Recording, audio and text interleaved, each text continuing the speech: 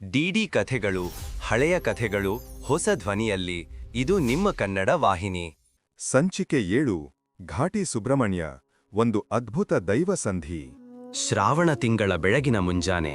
ಅರೆ ಕಾಡು, ಅರೆ ಹಳ್ಳಿ, ಬೆಳ್ಳಿಯ ಮಂಜು ಹೊದಿದ ಹಾದಿ. ಪಕ್ಷಿಗಳ ಕಿಲುಕಾಟದ ಮಧ್ಯೆ ದೂರದ ಬೆಟ್ಟದ ಕೆಳಗೆ ಕಾಣುತ್ತದೆ ಒಂದು ಪವಿತ್ರ ಸ್ಥಳ, ಘಾಟಿ ಸುಬ್ರಹ್ಮಣ್ಯ. ಈ ದೇವಾಲಯದ ಹೆಸರು ಕೇಳಿದವರು ಅದರ ಮಹಿಮೆಯ ಬಗ್ಗೆ ಅಚ್ಚರಿಯಾಗಿಯೇ ಮಾತನಾಡುತ್ತಾರೆ. ಆದರೆ ಇದರ ಹಿಂದೆ ಅಡಗಿರುವ ಕಥೆ ಕೇವಲ ದೈವದ ಆರಾಧನೆಯಲ್ಲ, ಅದು ಒಂದು ಅದ್ಭುತ ದೈವ ಸಂಧಿಯ ಕಥೆ. ಪುರಾಣಗಳು ಹೇಳುವಂತೆ ತಾರಕಾಸುರ ಎಂಬ ದೆವ್ವನ ಹಿಂಸೆಯಿಂದ ಭೂಮಿ ನಡುಗುತ್ತಿದ್ದ ಕಾಲದಲ್ಲಿ ಪರಮಶಿವನ ಪುತ್ರನಾದ ಕಾರ್ತಿಕೇಯ ಅಥವಾ ಸುಬ್ರಹ್ಮಣ್ಯ ದೇವರು ತಾರಕಾಸುರನನ್ನು ಸಂಹರಿಸಿ ಈ ಪ್ರದೇಶದಲ್ಲಿ ತಪಸ್ಸು ಮಾಡಿದನೆಂದು ಹೇಳುತ್ತಾರೆ.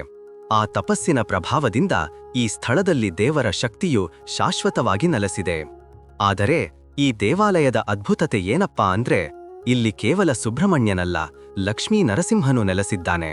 ಅದು ಹೇಗೆ ಎಂಬ ಕಥೆಯೇ ದೇವರ ಚಮತ್ಕಾರ. ಒಂದು ದಿನ ಸುಬ್ರಹ್ಮಣ್ಯನು ತಪಸ್ಸಿನಲ್ಲಿ ತೊಡಗಿದ್ದಾಗ ಕತ್ತಲೆ ಆವರಿಸಿತು. ಭೂಮಿಯ ಅಡಿಗಿನಿಂದ ಹೂಳೆದ್ದಂತೆ ತಾರಕಾಸುರನ ಸಹೋದರರು ಹೊಸ ಯುದ್ಧಕ್ಕೆ ಸಜ್ಜಾದರು. ಆಗ ವಿಷ್ಣುವಿನ ಅವತಾರವಾದ ನರಸಿಂಹ ಸ್ವರೂಪದಲ್ಲೇ ಪ್ರತ್ಯಕ್ಷನಾಗಿ ಸುಬ್ರಹ್ಮಣ್ಯನ ತಪಸ್ಸಿಗ ರಕ್ಷೆಯಾಗಿ ನಿಂತನೆಂದು ಹೇಳುತ್ತಾರೆ. ಇಬ್ಬರು ದೇವತೆಗಳು ಒಂದೇ ಸ್ಥಳದಲ್ಲಿ ಆಶ್ರಯ ಪಡೆದರು.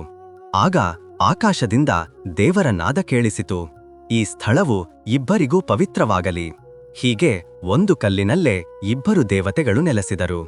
ದೇವಾಲಯದ ಗರ್ಭಗುಡಿಯಲ್ಲಿ ನೀವು ಮುಂದೆ ನೋಡಿದರೆ ಸುಬ್ರಹ್ಮಣ್ಯನ ವಿಗ್ರಹ, ಹಿಂಭಾಗದಲ್ಲಿ ಆ ಕಲ್ಲಿನಲ್ಲೇ ನರಸಿಂಹನ ವಿಗ್ರಹ, ಇಬ್ಬರು ಒಂದೇ ಕಲ್ಲಿನಲ್ಲಿ ರೂಪುಗೊಂಡಿದ್ದಾರೆ. ಇದು ಯಾವುದೇ ಮಾನವನ ಕೈಯಿಂದ ಕಡಿಯಲ್ಪಟ್ಟ ಕಲ್ಲಲ್ಲ ಎನ್ನುವುದು ನಂಬಿಕೆ. ಇದು ಪ್ರಕೃತಿಯ ಚಮತ್ಕಾರ ಅಥವಾ ದೈವದ ಕರಗತ ಶಿಲ್ಪವೆಂದು ಭಕ್ತರು ನಂಬುತ್ತಾರೆ. ದೇವಾಲಯದ ಆಶ್ಚರ್ಯ ಅಷ್ಟರಲ್ಲಿ ಮುಗಿಯುವುದಿಲ್ಲ. ನರಸಿಂಹನ ರೂಪವನ್ನು ನೇರವಾಗಿ ನೋಡಲು ಸಾಧ್ಯವಿಲ್ಲ. ಆದರೆ ದೇವಾಲಯದ ಪೀಠದ ಹಿಂದೆ ಇಟ್ಟಿರುವ ಕನ್ನಡಿಯ ಮೂಲಕ ಇಬ್ಬರನ್ನು ಒಂದೇ ಸಮಯದಲ್ಲಿ ಕಾಣಬಹುದು. ಒಂದು ನೋಟ, ಎರಡು ದೈವದ ಅನುಭವ. ಈ ದೃಶ್ಯವನ್ನು ನೋಡುವಾಗ ಜನರು ಭಕ್ತಿಯಿಂದ ಕಣ್ಣೀರು ಹಾಕುತ್ತಾರೆ. ಕೆಲವರು ಹೇಳುತ್ತಾರೆ, ನಾನು ನೋಡಿದಾಗ ನನ್ನ ಮನಸ್ಸು ಖಾಲಿಯಾದಂತೆಯಾಯಿತು. ಇಬ್ಬರು ದೇವರುಗಳು ಒಂದಾಗಿ ಕಾಣಿಸಿದ ಕ್ಷಣದಲ್ಲಿ ಎಲ್ಲ ತೊಂದರೆಗಳು ದೂರವಾದಂತೆಯಾಯಿತು. ಘಾಟಿ ಸುಬ್ರಹ್ಮಣ್ಯನ ಮತ್ತೊಂದು ವಿಶೇಷತೆಯೆಂದರೆ ಸರ್ಪದೇವರ ಪೂಜೆ. ಇಲ್ಲಿ ಅನೇಕರು ಸರ್ಪದೋಷ ನಿವಾರಣಾ ಪೂಜೆ ಮಾಡಲು ಬರುತ್ತಾರೆ. ಭಕ್ತರು ದೇವರ ಮುಂದೆ ಹಾಲಿನ ನಾಂದಿ ಸುರಿದು ತಮ್ಮ ಕರ್ಮದ ಕಟ್ಟುಗಳು ಬಿಡಿಸಲು ಪ್ರಾರ್ಥಿಸುತ್ತಾರೆ. ಪ್ರತಿ ವರ್ಷ ನಾಗಪಂಚಮಿ ಹಾಗೂ ಸುಬ್ರಹ್ಮಣ್ಯ ಷಷ್ಠಿ ದಿನಗಳಲ್ಲಿ ಲಕ್ಷಾಂತರ ಭಕ್ತರು ಈ ದೇವಸ್ಥಾನಕ್ಕೆ ಆಗಮಿಸುತ್ತಾರೆ. ಬೆಳಗಿನ ಜಾವದಿಂದಲೇ ದೇವಾಲಯದ ಹಾದಿಗಳಲ್ಲಿ ಗಂಟೆಗಳ ಶಬ್ದ, ಹಾಲಿನ ಬಾಳೆಗಳು, ಚಿನ್ನದ ಬಣ್ಣದ ನಾಗರ ಹಾವಿನ ಪ್ರತಿಮೆ ಮತ್ತು ಭಕ್ತರ ಹರ್ಷೋದ್ಗಾರಗಳು. ಮಹಿಳೆಯರು ತಮ್ಮ ಮಕ್ಕಳ ಹೆಸರನ್ನು ಸುಬ್ರಹ್ಮಣ್ಯ ಅಥವಾ ಕಾರ್ತಿಕ ಎಂದು ಇಡುವುದು ಒಂದು ನಂಬಿಕೆ. ಮಕ್ಕಳ ರಕ್ಷಣೆಗಾಗಿ ರೈತರು ತಮ್ಮ ಎಮ್ಮೆ, ಹಸುಗಳನ್ನು ದೇವರ ಮುಂದೆ ತಂದು ಪೂಜಿಸುತ್ತಾರೆ, ಕಾಳಜಿ ಕೋರಿಸುತ್ತಾರೆ. ಈ ಸ್ಥಳವು ಕೇವಲ ದೇವಸ್ಥಾನವಲ್ಲ, ಇದು ಆತ್ಮಶಾಂತಿಯ ಸ್ಥಳ. ಅನೇಕ ಜನರು ಜೀವನದ ಸಂಕಟಗಳಲ್ಲಿ ಇಲ್ಲಿಗೆ ಬಂದು ಶಾಂತಿ ಪಡೆಯುತ್ತಾರೆ. ಹೇಳುತ್ತಾರೆ, ಇಲ್ಲಿ ದೇವರ ನೋಟವೊಂದು ಜೀವನದ ಭಾರವನ್ನು ಕಡಿಮೆ ಮಾಡುತ್ತದೆ. ಇತಿಹಾಸದ ದೃಷ್ಟಿಯಿಂದ ನೋಡಿದರೆ ಕೆಲವು ಶಾಸನಗಳು ಈ ದೇವಸ್ಥಾನವನ್ನು ಗಂಗಾ ರಾಜವಂಶದ ಕಾಲದಲ್ಲಿ ನಿರ್ಮಾಣವಾಯಿತೆಂದು ಸೂಚಿಸುತ್ತವೆ.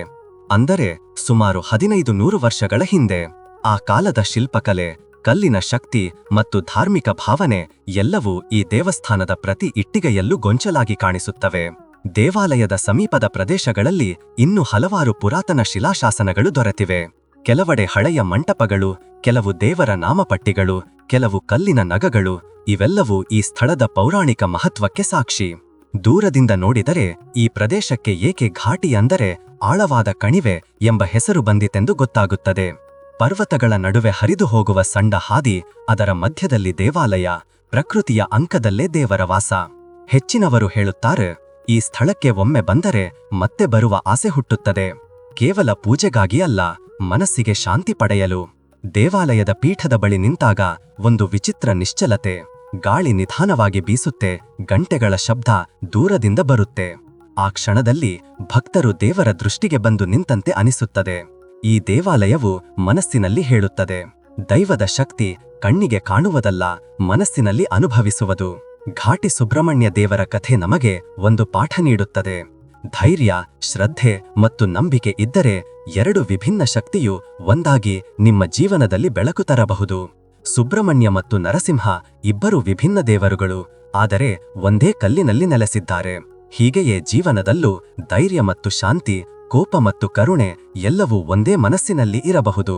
ನಂಬಿಕೆಯ ಹಾದಿಯಲ್ಲಿ ನಡೆದವರು ಎಂದಿಗೂ ಒಂಟಿಯಾಗುವುದಿಲ್ಲ. ದೇವರ ಕರುಣೆ ಕೆಲವೊಮ್ಮೆ ಅಚ್ಚರಿಯ ರೂಪದಲ್ಲಿ ಬಂದು ನಮ್ಮ ಜೀವನ ಬದಲಾಯಿಸುತ್ತದೆ. ಘಾಟಿ ಸುಬ್ರಹ್ಮಣ್ಯನಂತೆ ಧೈರ್ಯ ಮತ್ತು ಶಾಂತಿ ಒಂದಾಗಲಿ, ಆಗ ಜೀವನದ ಘಾಟಿಯೂ ದೇವರ ದಾರಿಯೂ ಒಂದೇ ಆಗುತ್ತದೆ.